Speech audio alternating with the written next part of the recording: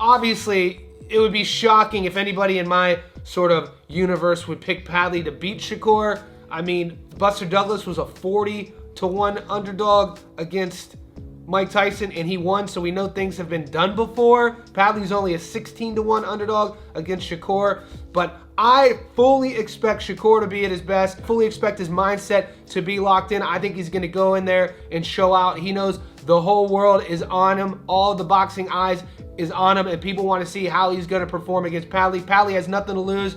I think he's going to be a buzzsaw. I think this would be an opportunity for Shakur not to exit the pocket every time there's a firefight and actually just stay, because Padley's going to give him that opportunity, and I fully expect Shakur Stevenson to knock out Josh Padley.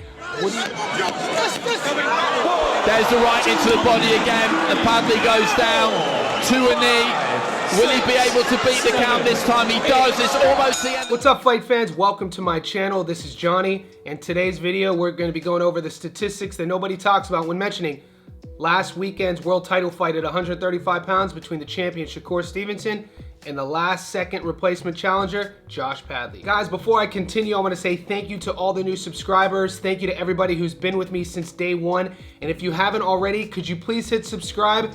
The statistics on my YouTube channel tells me that 80% of you who watch my videos haven't hit that button yet. So if you could do that, that'll help me out a lot. As well as like this video and hit the bell notification button. What that'll help me out with is every time I create something that's new, you'll be the first to be notified. Thank you.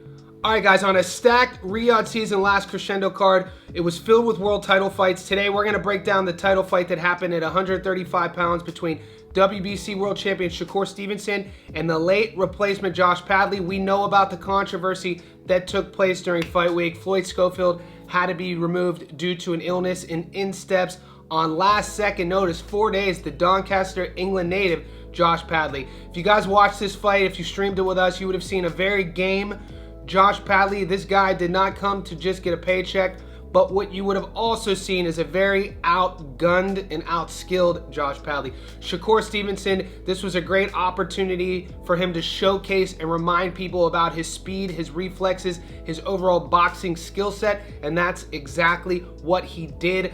Last week, even with the late replacement, the haters were out in abundance talking about how Shakur wasn't going to finish Padley, how this would go the distance, how he has pillow fists. And in my prediction video, which I played at the beginning and that you guys watched last week, I told you guys that Shakur was going to knock him out. I felt like this was a perfect place and a position for him to do so. It was his first fight since signing with Eddie Hearn and Matchroom. You guys have to remember Shakur had been with Top Rank since 2017. We knew Stevenson had all the boxing eyes on him and he wanted to silence the naysayers. But I want to also continue with Shakur Stevenson has found himself in one of these positions that he can't win regarding the haters online. Now, the purists, the fighters, the people who know what they're talking about, they love Shakur Stevenson. But the haters, the casuals, going into this fight, if Shakur Stevenson was going to win a decision, he was going to get hated upon. If he was going to knock Padley out in the first round, they would have just said Padley was a late replacement.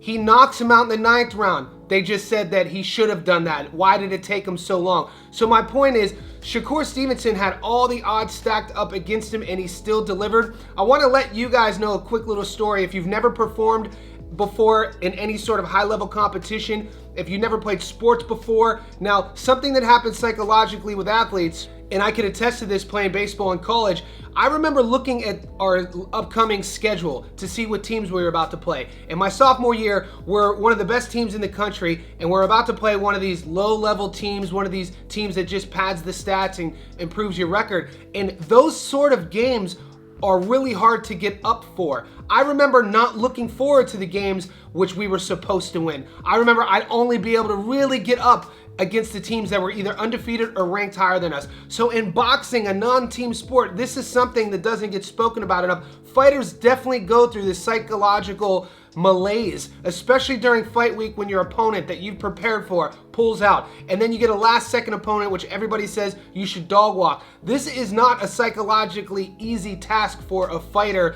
to overcome, and Shakur Stevenson did just that. So I want to say kudos to him. I'm going to say kudos to Padley and to Matchroom and everyone involved for making this fight take place. We could have sat here as fans and not seen a title fight at 135 pounds. but because all of the parties agreed, we got to see it, and it was an exciting knockout. Shakur Stevenson's body work was gorgeous.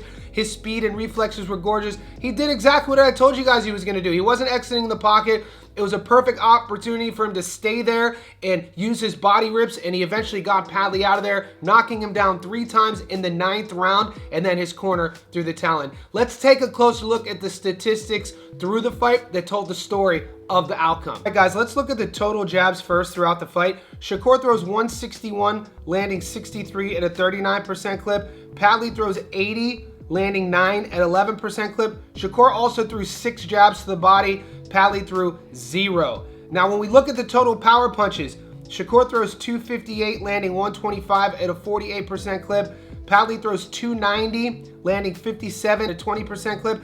The telling number are the power punches to the body. Shakur throws 51, Padley throws 31. And to round out the total punches, Stevenson throws 419, landing 188 at a 45% clip. Padley throws 370, landing 66 at an 18% clip. 57 of Shakur's shots were to the body, to Padley's 31. Now, we had to know that those stats were obviously going to be one-sided. A lot of you guys probably wanted to see Shakur go in there and lay an egg, but he didn't do that. He showed off his skills, and kudos to Padley as well. I told you guys last week he would be a buzzsaw, meaning that he would come forward, and it would be a perfect example for Shakur to kind of quote-unquote cook, and that's exactly what he did. I think this will be great for his confidence moving forward. He did injure his hand, but this is something that happens to him after every single fight. He has been kind of mum on the severity of the hand injury. We know that he had a surgery a few months back, so you got to be pulling for him to hope that he's 100% sooner rather than later. With his next opponent, whoever that may be, I'd expect to see the same style. I'd expect to see Shakur move, exiting a lot less. Something that you guys might not know, when you're teaching boxing or you're teaching footwork and you're drilling that footwork, something I tell my day ones is a 2-step back rule, meaning that never allow your opponent to push you farther than 2 steps back without either making a decision. One of those decisions, engage, another one, circle right or circle left. What we saw Shakur do a lot in his last fights is he would exit 4, 5, 6 steps and then circle left, circle right, and this would frustrate a lot of people. He didn't do that against Padley. He barely took the 2-step count and he stayed there and exchanged. And I think this is something, and I hope this is something we see with him moving forward. He has all the skills and all the fight acumen to exchange with the best fighters in the world at 135. And in my opinion, he is the top dog at 135. You guys don't have to agree with me with that. We want to see that Tank fight. We know Tank fights this weekend against Lamont Roach. Lamont's a 130-pound champion. Tank's fighting another guy from a smaller weight class. Shakur's a champion at 35. Tank wins. He's obviously already the WBA champion. We want to see that unified match. I want to do videos about that potential fight, and I want to hear your opinion on it. How did you rate Shakur's performance against Padley? And if Tank beats Lamont Roach and somehow we finally get to see this fight, this unification fight at 135, who do you think wins, Shakur or Tank? Let me know.